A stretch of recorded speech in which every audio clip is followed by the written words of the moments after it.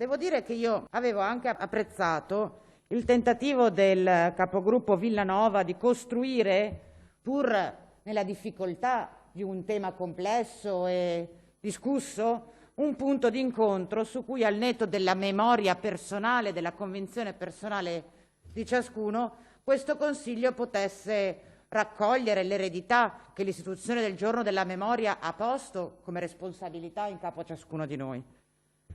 Ma l'intervento del consigliere Speranzon mi ha fatto capire che non ci sono le condizioni per costruire una memoria condivisa. E allora proviamo a riportare un po' di parole di verità per evitare che la storia diventi, come dire, argomento per raccontare ciascuno la propria versione dei fatti. E arrendiamoci rispetto al fatto che la storia non la cambiamo neanche raccontando fantasie dentro questo Consiglio regionale. Allora, negazionista. Allora, il collega Formaggio ha chiesto la parola, gli è stata data, nessuno l'ha interrotto e lei non interrompe nessuno. Camani, prego. Sì, tra l'altro utilizzando dei termini che io giudico offensivi, quindi non solo non mi deve interrompere, ma soprattutto non mi deve offendere. Allora, parliamo delle foibe.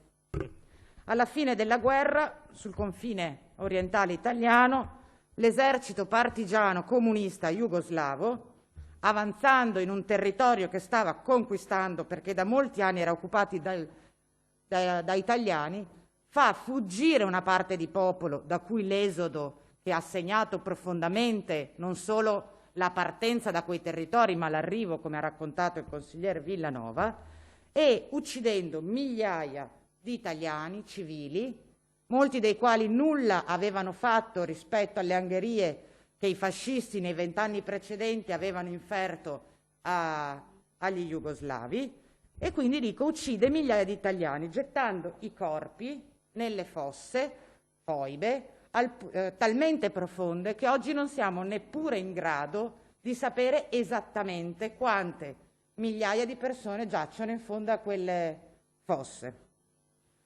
Stiamo parlando dell'eccidio di migliaia di civili e non c'è nessun negazionismo da nessuna parte.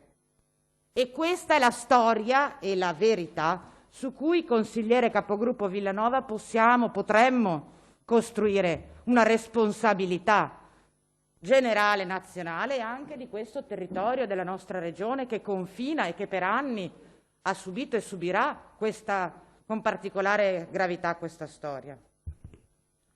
Ora, questi fatti che non neghiamo e che sono drammatici e che sono un crimine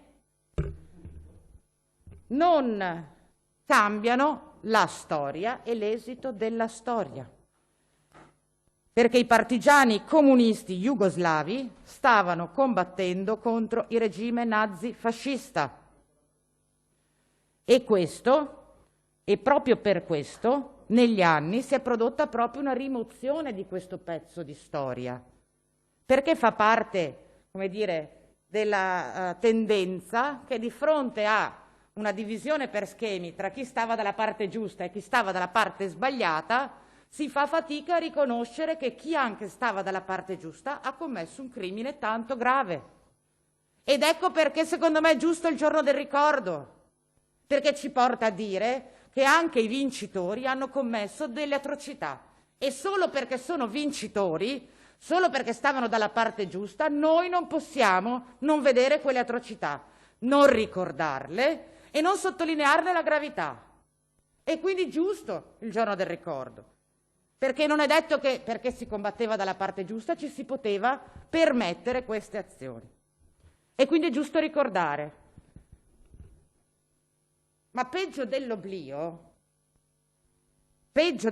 c'è la strumentalizzazione, che è il tentativo esplicito della destra italiana e di Fratelli Italiani di sfruttare questo eccidio per tentare l'operazione di mettere sullo stesso piano vinti e vincitori. È stata un'atrocità. Collega Camani, forse ha finito il tempo. No, non ho ancora finito e soprattutto certo, prego. Mi hanno interrotto 2 volte. È stata un'atrocità di cui è giusto parlare e sarebbe sbagliato, soprattutto per la sinistra, rinunciare a riconoscere quelle atrocità.